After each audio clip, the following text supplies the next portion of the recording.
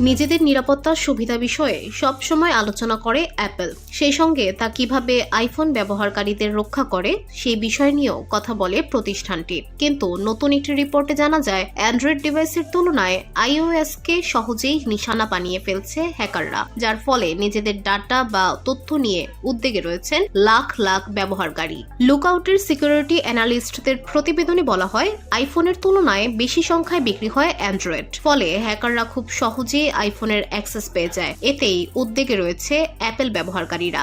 IOS হ্যাকারদের নিশানায়, কিন্তু কেন? প্রতিবেদনে দাবি করা হয়, আইওএস ডিভাইস এন্টারপ্রাইজ সেগমেন্টের পছন্দের তালিকায় থাকে, ফলে তা ফিশিং অ্যাটাকের টার্গেটে থাকছে। এমনকি Q3 2024 রিপোর্টেও বলা হয়েছে যে 18.4% Q3 2024-কে টার্গেট করা হচ্ছে, যেখানে মাত্র 11.4% অ্যান্ড্রয়েড ডিভাইস হ্যাকারদের নিশানার মুখে থাকে। এই সমস্ত ডিভাইস হ্যাক করার চেষ্টার অর্থ হলো পাসওয়ার্ড, ইউজার নেমের মতো ডাটা অতি ঝুঁকির মুখে থাকে। তাই ব্যবহারকারীদের আরও বেশি করে সতর্ক থাকা প্রয়োজন। নিজেদের অফিসিয়াল ডিভাইসে কিসে ক্লিক করা হচ্ছে বা কোন লিংক ওপেন করা হচ্ছে সেদিকে নজর দেওয়া উচিত। আইফোন ব্যবহারকারীরা সাধারণত আইওএস আপডেটের বিটা ভার্সন ইনস্টল করে থাকেন, অথচ এটি এই ডিভাইসগুলোর জন্য উপযুক্ত নয়। আসলে পাবলিক ভার্সনের তুলনায় এর সিকিউরিটি লেভেল অনেকটাই কম। ফিশিং অ্যাটাকও এখনকার দিনে কোনো বিচ্ছিন্ন ঘটনা নয়। শুধুমাত্র এন্টারপ্রাইজ ব্যবহারকারীদের তীব্রতা সম্পর্কে শঙ্কিত হওয়া দরকার